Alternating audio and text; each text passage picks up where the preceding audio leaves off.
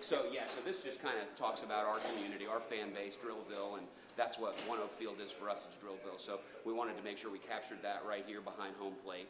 This whole area here directly outside of the Cadillac Club, this is kind of, come on this way. Get the shot look in this direction. I turned the special once, but I did not come on. First off, you're going to get off the elevator here. Yeah. And Kind of stunning as you walk off. You got this. So this is about the championships, this whole center area here. It's going to have the picture of our team celebrating the championship right after the win. And then when you walk into this Cadillac Club lobby area, you see on each of the pillars, those are the years of our championships.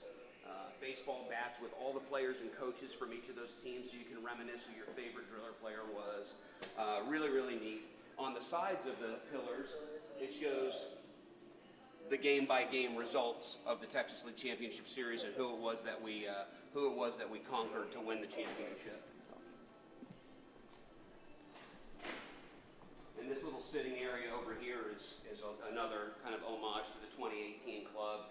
Some of our returning players right there, Caber Ruiz and Dustin May, Gavin Lux, 3 of the top 5 prospects in the Dodgers organization. They'll be back with us this year to try to go back-to-back. This is our Went Hubbard suite. It's Suite 11. Went Hubbard is, probably the most influential owner in Tulsa professional baseball history. He really helped us ascend from a less than 100,000 a year type of team to consistently over 300,000. Dale and Jeff's dad. And as you go throughout here, we have panels that focus on great One Oak Field moments. As you see over here on the right-hand side, that's the Roughnecks inaugural game here, which is a momentous moment. Professional soccer returning to our city. On the left-hand side is the very inaugural Drillers game back in 2010. 10 seasons ago now. Yeah. We've got panels on both the first base side and third base side that pay tribute to some of the great former Drillers that have gone on to the major leagues. So Tulsa to the majors. See Walker Buehler start of the postseason for the Dodgers last year, helping them get to the World Series. Troy Tulowitzki, Trevor Story. A lot of good paychecks on this wall right here. And a lot of good paychecks to come. Trevor Story, Corey Seager, those guys are going to get theirs. Charlie Blackmon, Cody Bellinger. Pretty impressive list of former players. We have panels with some of our biggest legends. We'll call them our Drillers legends. Sammy Sosa, one of the greats, 1989. His opening night. What's that? His right. This is awesome, right? And you come down here. This is a big wall. This is going to be a very expensive wall. So we went with some really notable quotes in Tulsa baseball history. So this one here is our final call to win the championship last year that our announcer Dennis Higgins did. And then of course the Let's Go Tulsa yell from their Oiler Park front office executive Andy Andrews. You hear that in a lot of Driller games before we come to the plate. Another Driller legend, another Tulsa baseball legend right here, Nolan Arenado, of course, of the freshly minted $260 million contract. So this is the area where we really kind of pay tribute to all of our award winners. Tulsa baseball history back to 1905. The Rookies of the Year, Frank Robinson. A lot of people will walk by and see this stuff and not even realize Frank Robinson played in Tulsa. Yes, he did. So there's your list of Rookies of the Year.